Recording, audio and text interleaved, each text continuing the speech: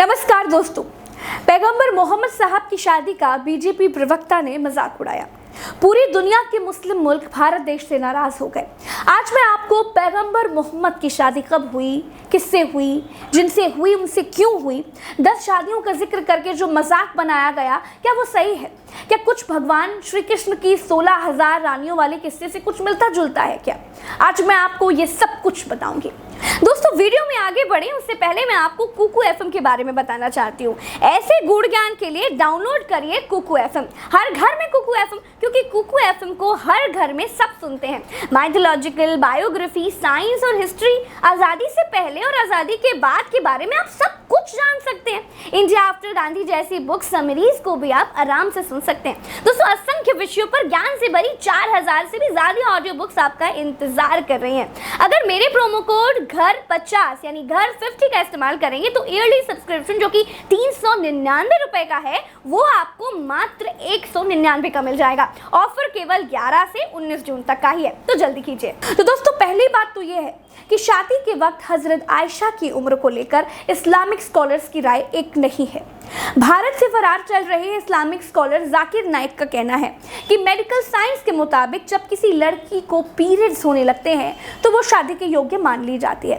कुरान में भी लड़के और लड़कियों की शादी की उम्र तय नहीं की गई है। बस इतना कहा गया है कि जब लड़की और लड़कियां बालिग हो जाएं तो उनका निकाह कर देना चाहिए। मुस्लिम धर्म गुरुओं के मुताबिक दुनिया के हर किस्से में लड़कियों को पीरियड्स की उम्र अलग अलग बताई जाती है। ठंडे इलाकों में लड़कियों का मासिक धर्म देर से शुरू होता है, जबकि गर्म देशों में 9 से 10 साल में शुरू हो जाता है। सऊदी अरब एक गर्म जलवायु वाला देश है।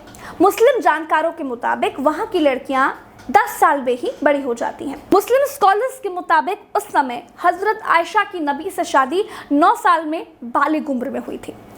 दारुल उलूम देवबंद की वेबसाइट दारुल इफ्ता के मुताबिक हजरत मोहम्मद साहब से हजरत आयशा की जब शादी तय हुई थी तब उनकी उम्र 6 साल की थी।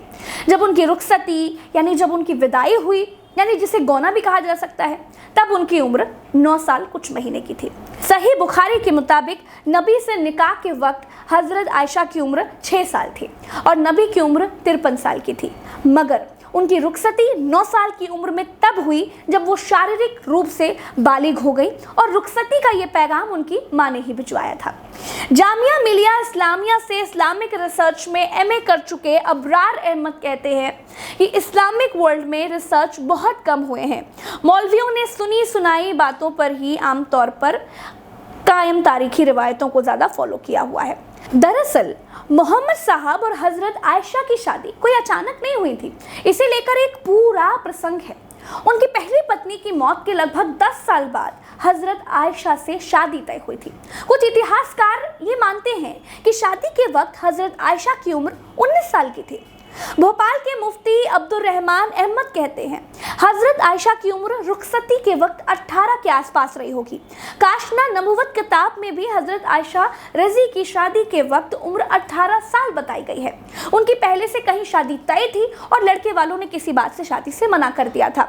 इसकी खबर एक औरत ने हुजूर तक पहुंचाई और फिर इसके बाद हजरत आयशा रजी की माँ के पास शादी का पैगाम भेजा गया था।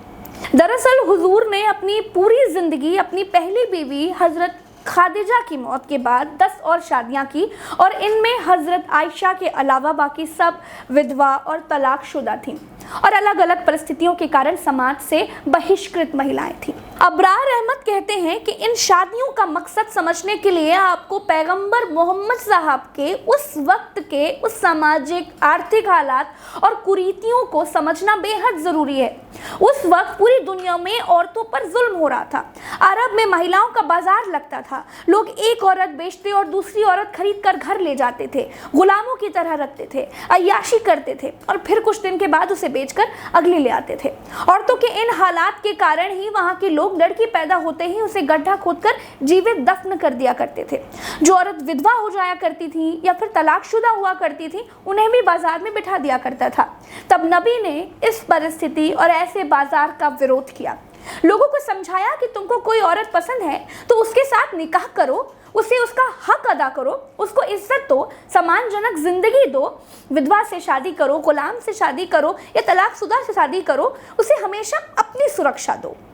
इस्लामिक मामलों के जानकार मानते हैं कि तब मोहम्मद साहब के अनुयायियों को ये बातें बड़ी अटपटी लगती थी, क्योंकि वो कुरीतियों से अभ्यस्त हो चुके थे।